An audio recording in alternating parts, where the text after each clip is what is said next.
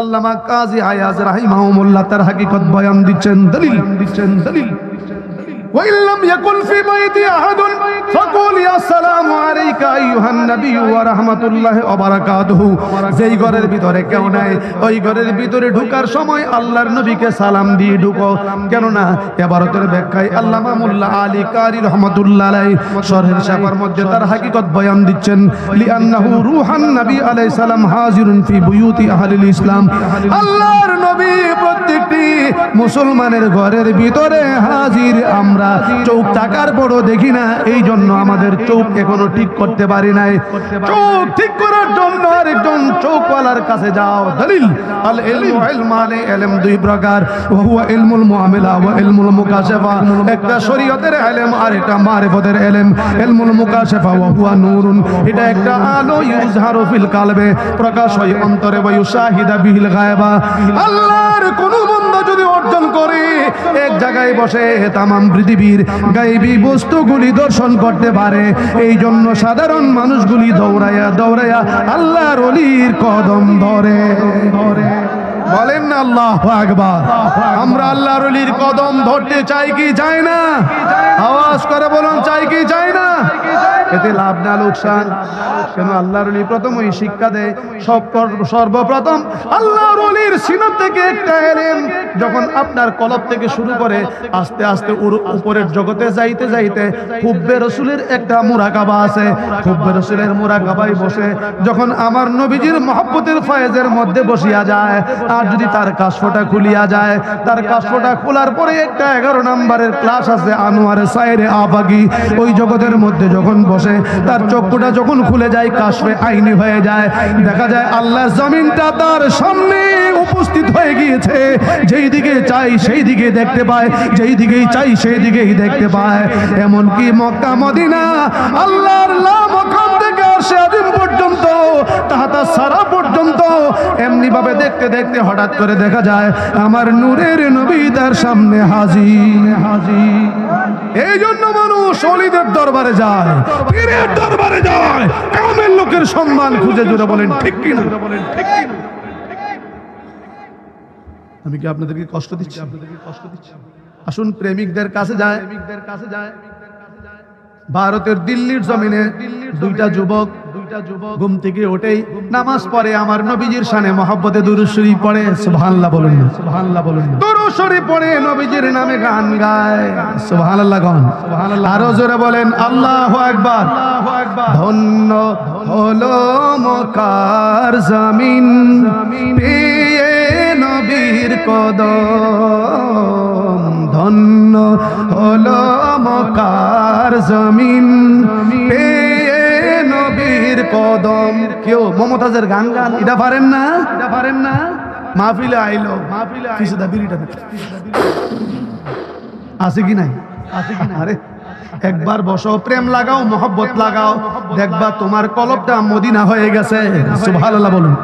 ধন্য হলো মক্কার জমিন, জবান খুলে, ধন্য কার জমিন, পেয়ে নবীর কদম। ধন্য হলো মক্কার জমিন, পেয়ে নবীর। যে নবীকে দেখার তোরে পাগল সারা ভুবন।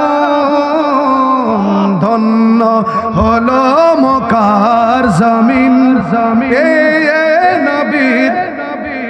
এই বেমাইরা শুনিও গল, আপন মুর্শিদ সামনে তো মিয়া মুখটা আওয়াজ আয় না। ধন্য হলো মক্কার জমিন, যে নবীকে দেখার তোরে পাগল সারা ভুবন। ধন্য হলো মক্কার জমিন, পেয়ে। আল্লাহ বলে ফেরেশতারে যাও না ধরার বুকে। সুবহানাল্লাহ কইতেন না? পিছনের লোকটিকে আল্লাহ যে বাঁচাইছে, বুঝছই পিছনে বুঝি, নাইলে জিহাদির ওয়াজের সুরে তুফান জারি হইল। আরে মিয়া জোরে কর না আল্লাহু আকবার। আল্লাহ বলে ফেরেশতারে যাও না ধরার বুকে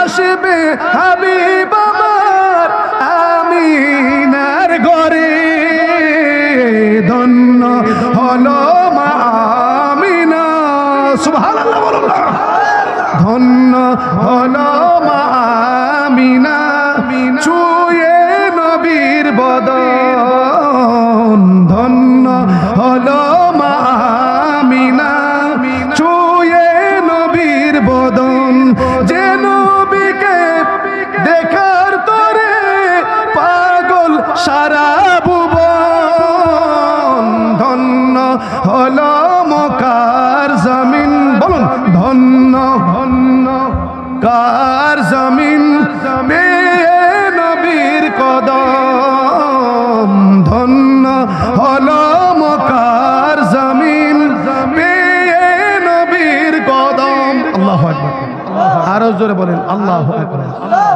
দুইটা বাচ্চা যুবক ঘুম থেকে উঠেই নবীর প্রেমে গান গায় হঠাৎ করে একটা বই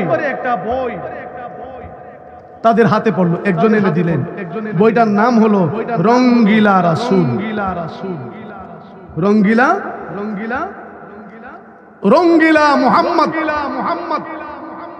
মুহাম্মদ কত রং জানো বইটার রাইটার হলো কলিকাতার জয়ফাল জয়ফাল বইটার মধ্যে নবীজির শানের ব্যাঘাত অনেক কিছু লিখেছে দুই ভাই বইটা পড়েই হাত মিলাইলেন ভাই তুমি আমার ভাই আমি তোমার ভাই শপথ করলাম দুই ভাই এই বেঈমানকে আমরা হত্যা করব হত্যা না করে আর আমরা বাড়িতে ফিরব না হত্যা করলেও বাড়িতে ফিরতে পারবো না বড় ভাই ডেকে বলেন চলো মায়ের কাছে যায় মা আমাদেরকে কি বলেন মায়ের কাছে গিয়ে ঘটনা খুলে বললেন মা গো মা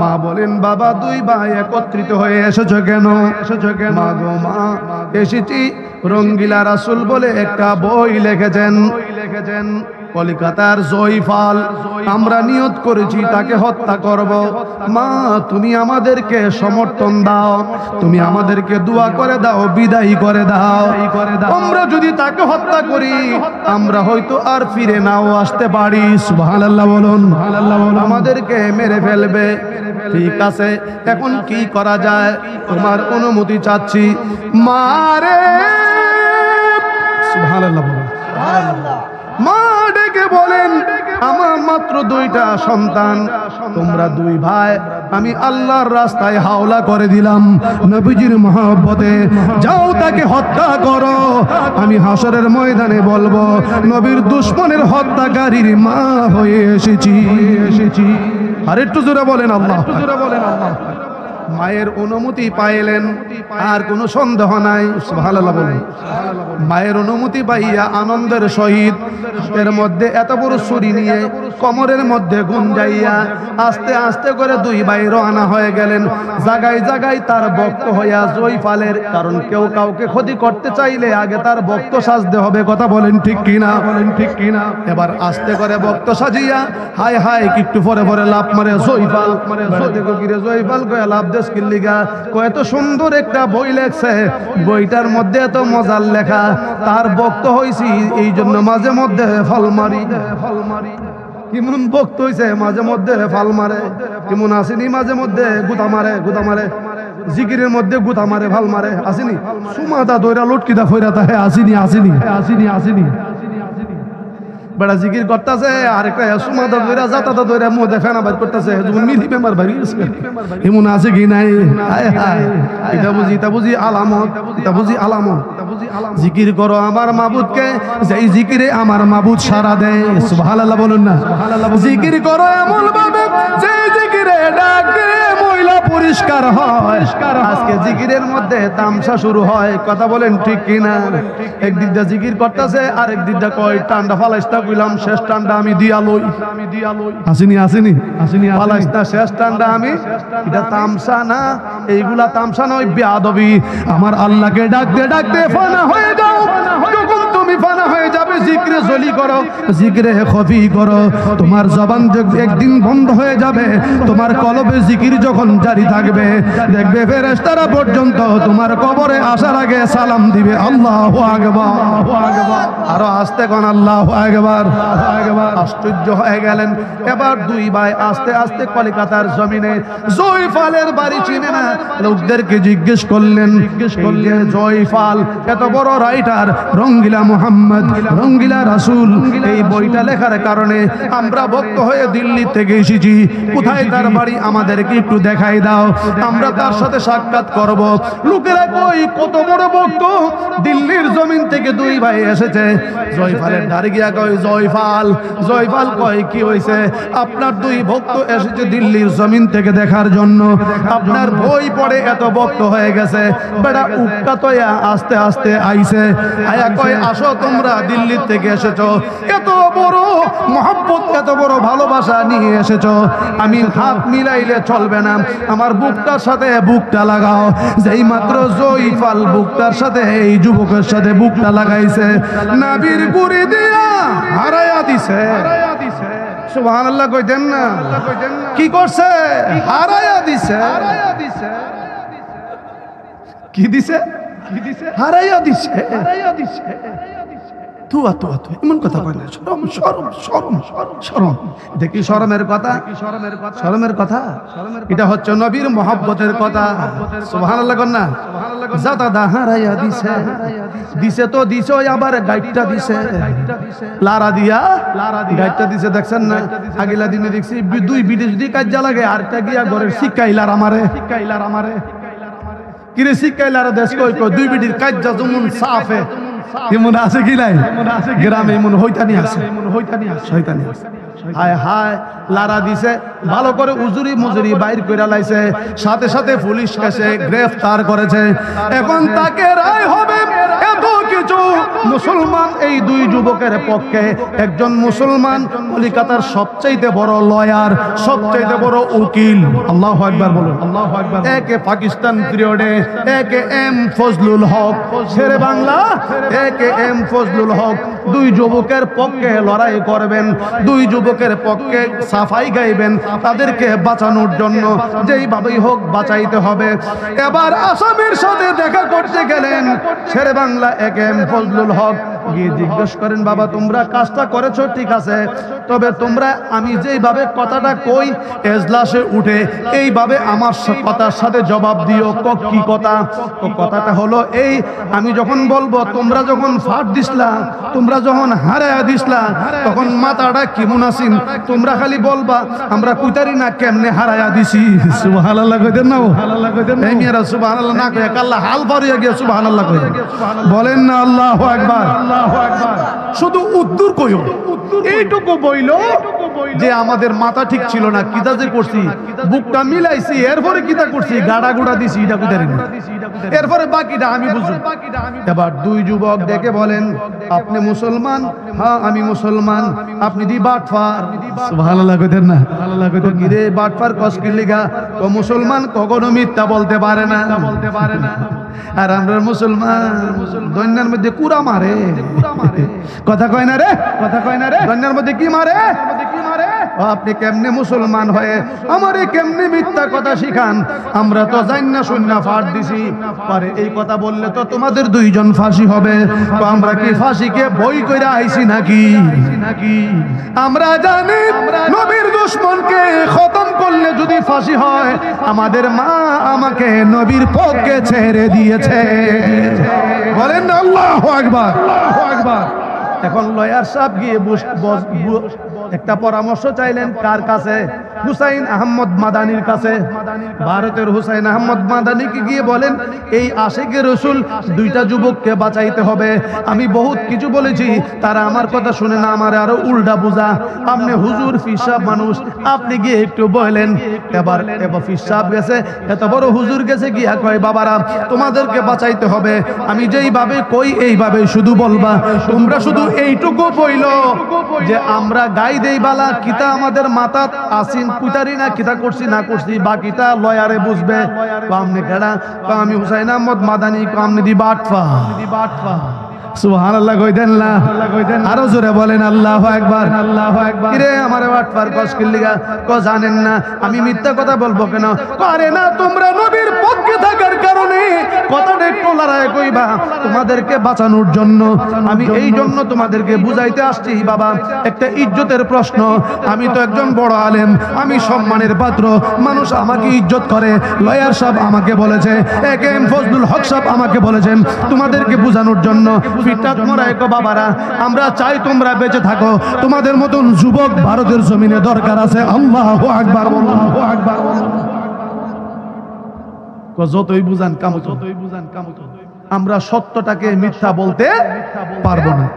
এবার বিশাব হুজুর চলে গেলেন, লয়ারকে বলেন এই কথা সম্ভবপর হবে না, তাদেরকে আর বাঁচানো সম্ভবপর হবে না, আমি পারছি না, আমি ফেলোয়ার।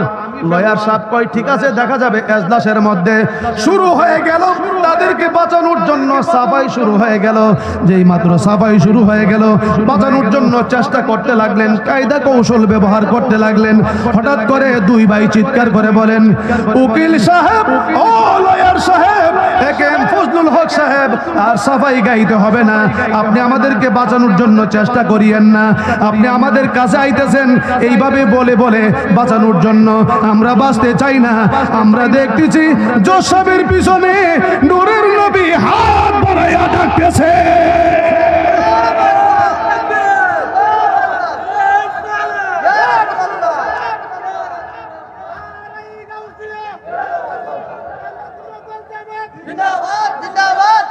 নূরের নবী হাত বাড়ায়া আমাদেরকে ডাকতেছে নেওয়ার জন্য। আমরা মরতে চাই, ফাঁসি হলেই রসুলের দরবারে চলে যাব। আল্লাহু আকবার বলুন। এই জন্য আমি বলেছিলাম সর্বপ্রথম একটা দিকে আমরা থাকতে চাই, নবীজির গোলাম হতে চাই কি চাই না? নবীজির গোলামের দাম কম না বেশি? আরো জোরে বলেন, কম না বেশি?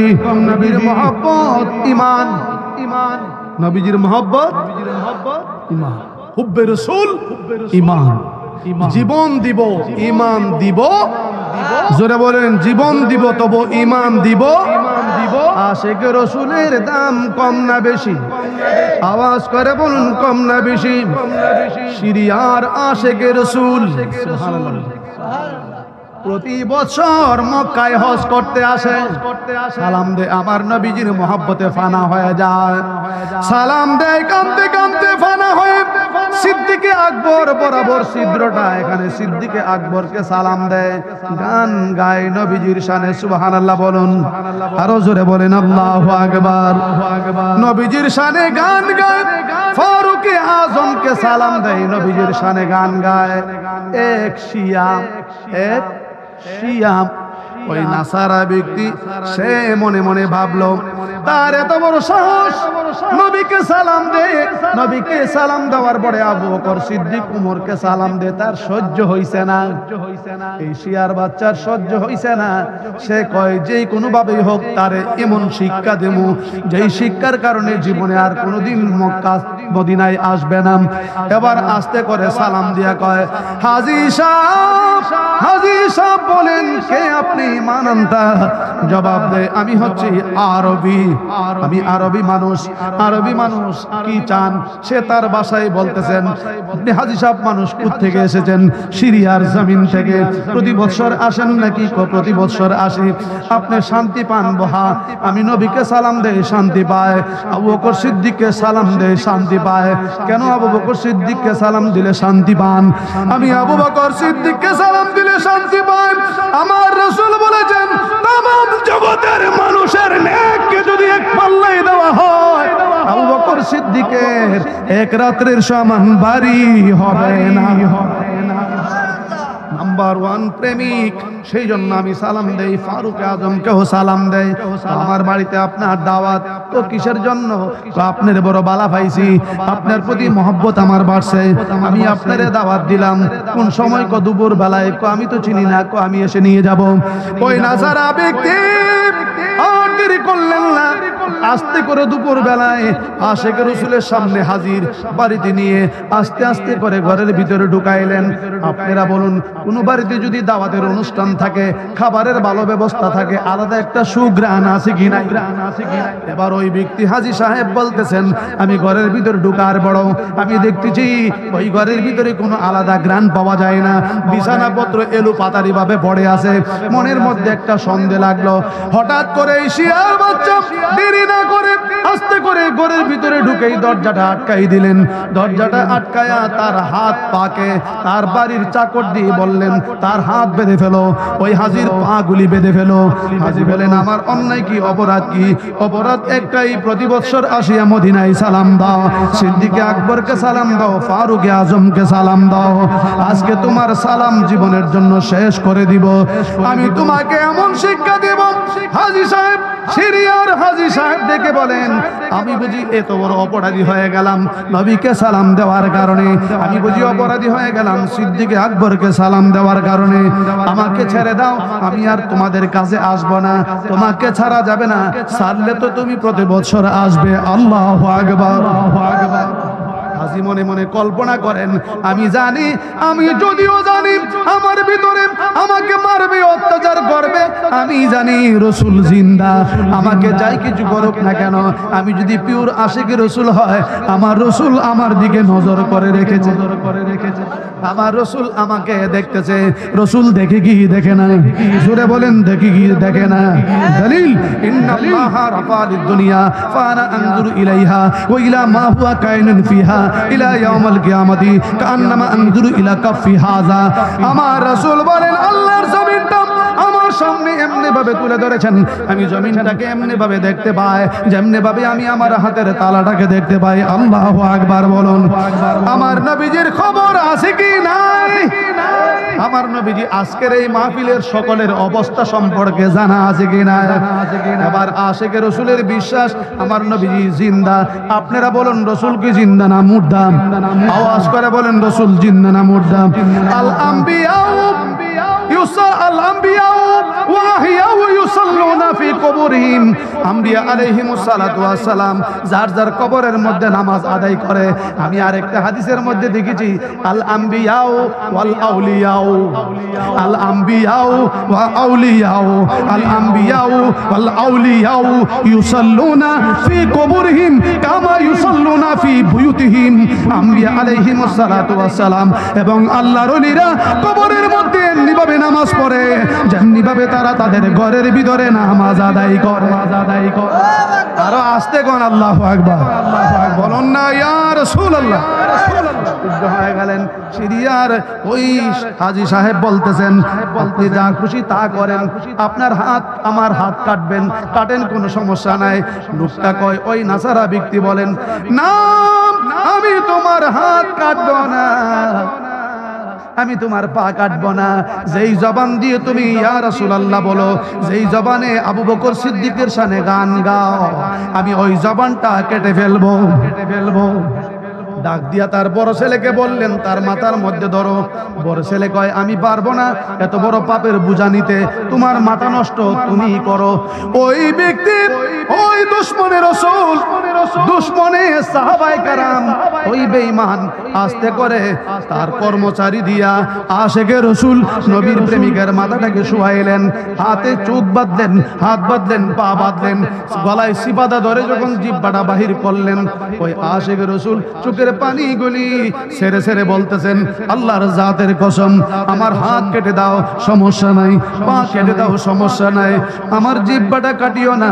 আমি প্রতিদিন সকালবেলা ঘুম থেকে উঠে ফজরের নামাজ আদায় করে আমি আমার নূরের নবীর শানে 100 বার দুরূদ শরীফ পড়ি, আর সারা দিন আমি গান গাই।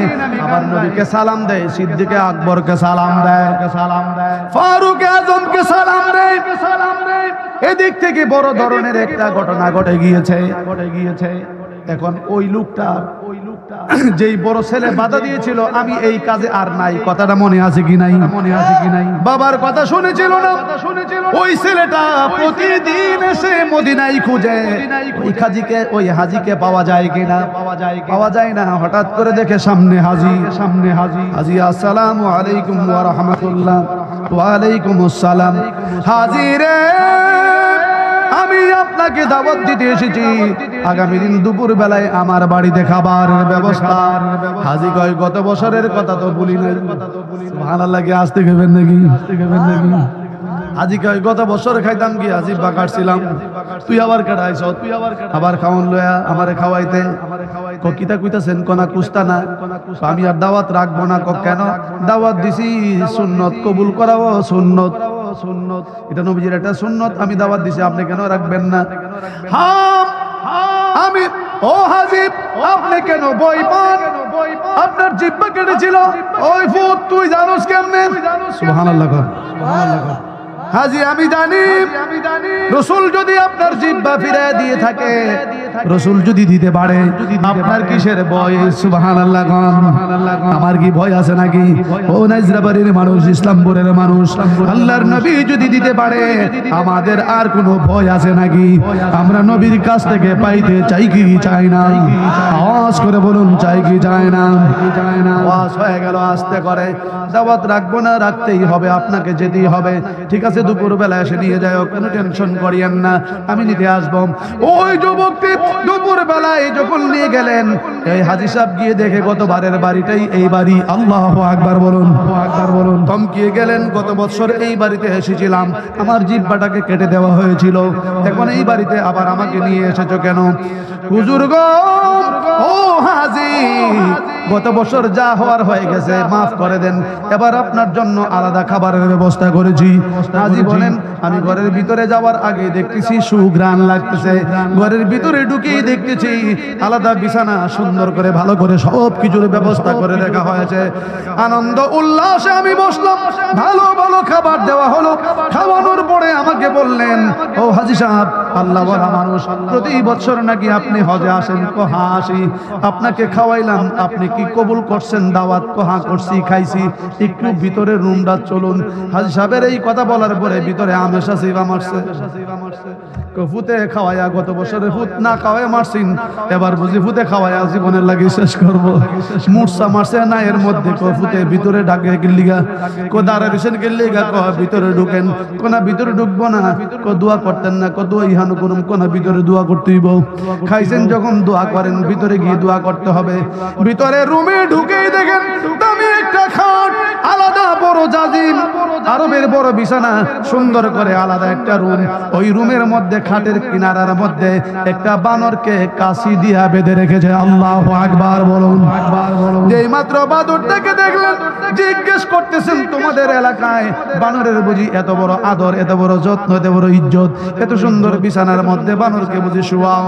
যুবকটা চোখের পানিগুলি ছেড়ে ছেড়ে বলতেছেন, ও আল্লাহর ওলি, ও আশিক রাসূল, ও হাজী, আপনি জানেন না, আপনি বুঝেন না, আপনি কেন এসেছেন, আমি কেন এনেছি? এটা তো বানর নয়, এটা হচ্ছে আমার বাবা। এটা বানর নয়, এটা আমার বাবা। তোমার বাবা কেন? আমার বাবার এই সুরত। কোন সুরত?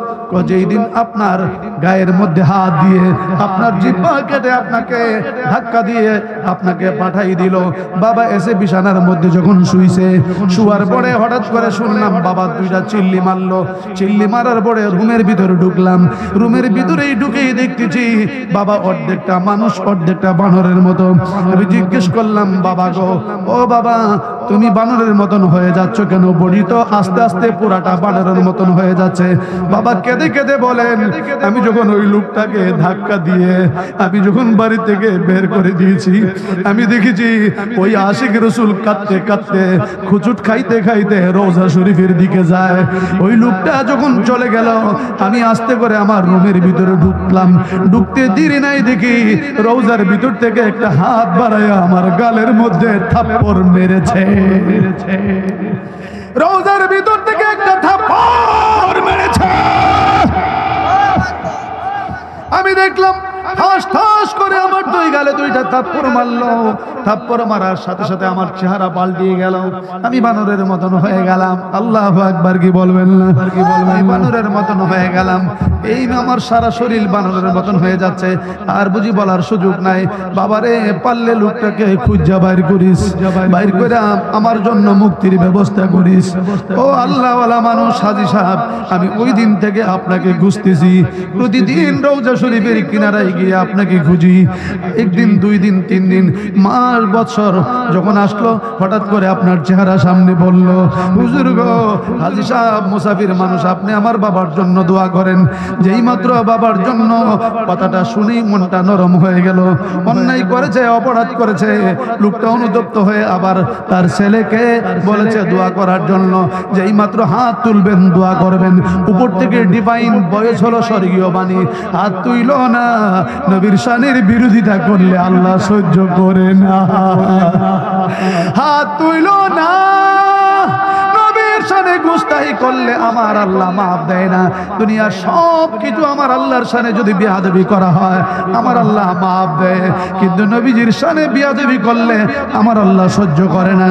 শুধু তাই নয়, নবীর গোলাম যারা, নবীর গোলামের বিরুদ্ধে যারা বিরুদ্ধাচরণ করে, বদনামি করে, সমালোচনা করে, রাস্তায় আটকায়, আমার আল্লাহ সহ্য করে না। আমার আল্লাহ বলেন, জগতের মানুষ তোমরা শুনে দেখো, আমার রাসূলকে বলেন আপনি জানিয়ে দেন, এটা হচ্ছে হাদিসে কুদসি, মান আদালি ওলিয়ান ফাকাদ আযানতুহু বিল হার।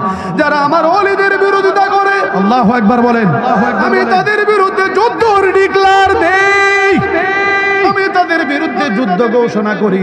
এই জন্য সাবধান, নবীর পক্ষে যারা, নবীর গোলাম যারা, তাদেরকে চিনতে কোনোদিন ভুল করবেন না। জোরে বলেন ঠিক কিনা? আমরা নবীর গোলামি করতে চাই কি করতে চাই? আমার নবীজির বিদায়ের সময় সমস্ত সাহাবায়ে কেরামকে হটাইয়া আমার নবীজি ডাকলেন 2 জন সাহাবীকে। ও সাহাবী কে? ইবনে আব্বাস, আলী, 2 জন আমার হুজরা মুবারকের ভিতরে ঢুকো। হযরত ইবনে আব্বাস বলেন, মাওলা আলী বলেন, আমরা নবীজির কদম মুবারকে গিয়ে বসলাম। আমার রাসূল ডেকে বলেন, আলী আমার কাছে আয়। আমার নবীজি হযরত আলীকে এমনি ভাবে টান দিয়া বুকের মধ্যে জড়াইয়া কপালের মধ্যে চুমা দিয়ে বলেন, আলী রে, তোর কিছু বলার থাকলে বল, সময় বড় শর্ট। হযরত আলী চোখের পানিগুলি ছাড়তে শুরু করলেন। মৌলা আলী বলেন, রাসূল গো, আপনি কি আমাদেরকে এতিম বানাইয়া চলে যাবেন? আমার রাসূল আস্তে করে বলেন, আলী যা বলার থাকলে বলো, সময়টা অতি শর্ট। আল্লাহু আকবার বলুন, সময় খুব শর্ট। হযরত আলী বলেন, ইয়া রাসূলুল্লাহ, আপনি যদি হঠাৎ করে দুনিয়া থেকে চলে যান, আমরা তো বিভ্রান্তির মধ্যে পড়ে যাব। দুনিয়ার কোন পানি দ্বারা আপনাকে গোসল দিতে হবে? আমার রাসূল বলেন, জমজমের পানি দ্বারা। মাওলা আলী বলেন, রাসূল গো, কোন কাপড় দিয়া, কোন জায়গার কাপড় দিয়ে আপনাকে পরাইতে হবে? আমার রাসূল বলেন, প্রথম জামাটা হবে মিশরীয় জামা, দ্বিতীয় জামাটা হবে ইয়েমেনি জামা, তৃতীয়টা থাকবে আমি নবীর জামা। আল্লাহু আকবার বলুন। যেটা আমার পরনে থাকবে সেইটাই থাকবে। ইয়া রাসূলুল্লাহ, দুনিয়ার মানুষের যেইভাবে জানাজা হয়, আপনার রাসূলের কি এইভাবে জানাজা হবে নাকি? এই কথাটা বলার সাথে সাথে আল্লাহর নবীর 2 চোখ মুবারক দিয়ে টপ টপ করে পানি পড়তে শুরু হয়ে গেল। আমার রাসূল ডেকে বলেন, আলী রে, আমি কি দুনিয়ার মানুষের মতো মানুষ নাকি? আমার জানাজা দুনিয়ার মানুষের মতন হবে না। ইয়া রাসূলুল্লাহ, আপনাকে বিদায়ের সময় কিভাবে আপনার জানাজা হবে? আমার রাসূল বলেন, দুনিয়ার মানুষ যেইভাবে জানাজা দেয় এইভাবে ইমাম থাকিয়া জানাজা হবে না। কেননা আমি হচ্ছি ইমামুল মুরসালিন, আল্লাহর জমিনে আমার কেউ ইমামতি করতে পারবে না। আল্লাহু আকবার বলুন। ইয়া রাসূলুল্লাহ, কি করতে হবে? আমার রাসূল বলেন, আলী রে, আমাকে ঘুরে ঘুরে সালাম দিবে। এরা প্রথমে সালাম দিবে আমার আওলাদেরা, এরপরে কারা? এরপরে আমার প্রিয় সাহাবীরা, এরপরে কারা? আল্লাহর কোটি কোটি ফেরেশতারা। এই কথা বলে আমার রাসূল বলেন, আলী সময় বড় শর্ট, যা চলিয়া যা, ঘর থেকে বের হয়ে যা। এই কথা বলার সাথে সাথে মাওলা আলী ঘর থেকে বের হয়ে গেলেন। হযরত ইবনে আব্বাস মাওলা আলীকে ধরে একটা চিৎকার মারিয়া বলেন, আলী রে, আমার মনে হয় সকাল বেলায় শুনতে পাইব আমরা মদিনার সব সাহাবী এতিম হইয়া গেছি। কথা বলে মাওলা আলী ইবনে আব্বাস একজন আরেকজনের গলায় ধরে চিৎকার শুরু করে দিলেন। এর মধ্যে আমার রাসূল খাতুনে জান্নাতকে ডাকলেন। খাতুনে জান্নাত নবীজির কদম মুবারক বরাবর বৈশা নিজের ঠোঁটটা নবীজির পা মুবারকের মধ্যে লাগাইয়া আস্তে করে আমার নবীজির পা মুবারকের মধ্যে নিজের গালটা লাগায়, ঠোঁটটা লাগায় চুমা দেয়, গালটা লাগায় মরায় আর কই রাসূল গো দুনিয়ার সবাই সহ্য করতে পারবে, সাহাবীরা একদিন দুই দিন তিন দিন একদিন না একদিন সহ্য করতে পারবে, ঘরে যাইতে পারবে। আমি ফাতিমা আমার আসল খবর আপনি রাসূল ছাড়া কেউ জানে না, আপনি রাসূলের খবর আমি ছাড়া কেউ জানে না। আপনি চলে গেলে আমি ফাতিমা সহ্য করতে পারবো না। আমার রাসূল ফাতিমার অবস্থা দেখে টান দিয়া বুকটার সাথে জড়াইয়া কানের মধ্যে ঠোঁটটা লাগাইয়া বলেন, ফাতিমা রে আজ থেকে 6 মাস পরে, আল্লাহু আকবার বলুন, আজ থেকে 6 মাস পরে তুমি অপেক্ষা করবে, আমি রাসূল তোমাকে নিতে আসব, আমার আওলাদের মধ্যে সর্বপ্রথম তোমার সাথে দেখা হবে। কথা শুনে খাতুনে জান্নাত কাঁদছিলেন, আস্তে করে মুস্কি হাসি মারলেন। আম্মা জান আয়েশা সিদ্দিকা বলেন, এ ফাতিমা আমাকে বলো রাসূল কি শব্দ তোমার কানে উচ্চারণ করেছে যেই সময়ে তুমি কাঁদতে কাঁদতে বেকারার হয়ে গেছো, এই টাইমে তুমি মুস্কি হাসি মেরেছো, আসল খবরটা বলে দাও। আল্লাহু আকবার। খাতুনে জান্নাত বলেন বলা যাবে না। কিছুদিন পরে মাওলা আলীকে ডেকে বলেন, আলী রে আমার রাসূল আমাকে বাণী দিয়েছে। একের পর এক খাতুনে জান্নাত নবীজির বিদায়ের পরে ভালো করে খায় না, ঘুমায় না, বিছানায় শোয় না, যেদিকে যায় শুধু কান্নাকাটি করে চোখের পানি ছাড়ে। ইমাম হাসান হুসাইন বলেন, মাগো এইভাবে আর কতদিন যাবে? আমার নবীজির বিদায়ের পরে একটা দিন তুমি ভালো করে হাসি দাও না। খাতুনে জান্নাত বলেন, আমার হাসির বাজার শেষ হয়ে গিয়েছে, আমার জীবনের সব শেষ হয়ে গিয়েছে। হায় রে হায়, 6 মাস পূর্ণ হওয়ার আগের রাত্রিতে খাতুনে জান্নাত ঘুমিয়ে গেছেন। ঘুমের ঘরে স্বপ্নে দেখে নূরের নবী এসে বলেন, ফাতিমা তুমি রেডি হয়ে যাও, আগামী দিন মাগরিবের টাইমে আমি তোমারে নিতে আসবো। ভোর রাত্রিতে খাতুনে জান্নাত ইয়া রাসূলুল্লাহ বলে চিৎকার মারলেন, ঘুম ভেঙে গেল। ঘুম থেকে উঠে সিজদায় পড়ে চিৎকার শুরু করে দিলেন। ডাকলেন, ফজরের নামাজ আদায় করলেন, ডাক দিলেন, হাসান কই আমার কাছে আয়, হুসাইন কই রে আমার কাছে আয়। দুইজনকে বুকে ঝড়াইয়া গালে চুমায়, কপালে চুমায়, বারে বার ঠোঁটের মধ্যে চুমায়। ইমাম হুসাইন বলেন, মাগো জীবনে কত আদর করেছ, ফজরের পরে এত বেশি বেশি করে চুমাচ্ছ, আদর করছো, তার রহস্য কিছুই বুঝলাম না। খাতুনে জান্নাত বলেন, আর মাত্র একটা দিন সময় আছে, আর মাত্র একটা দিন আছে, অপেক্ষা করো। মা কি দিন জানো না? রাত্রে তোমাদের নানা নূরের নবী আমাকে নিতে এসেছিল। আমার সময় শেষ, ঘরে খাবার নাই, যা কিছু আছে তোমাদেরকে গোসলের ব্যবস্থা করায়, জনমের শেষ কাপড়গুলি ধুয়ে দিয়ে যায়, নিজে হাতে দিয়ে তোমাদেরকে গোসল করায় দেয়। আড়াল থেকে মাওলা আলী খাতুনে জান্নাতের বাক্যগুলি শুনতেছিলেন। কিছু না বলে ঘরের আড়ালে দরজা থেকে বের হয়ে দেয়ালের বাইরে গিয়া সিজদায় পড়ে মাওলা আলী চিৎকার শুরু করে দিলেন, মাবুদ ফাতিমার কাছ থেকে কি শুনলাম, খাতুনে জান্নাত নাকি আমাকে ছেড়ে চলে যাবে। আমি আল্লাহর নবীকে হারাইছি, আমার দুঃখ নাই, খাতুনে জান্নাতকে দেখলে আমার নবীর দেখা দিব্যি মিটা যায়।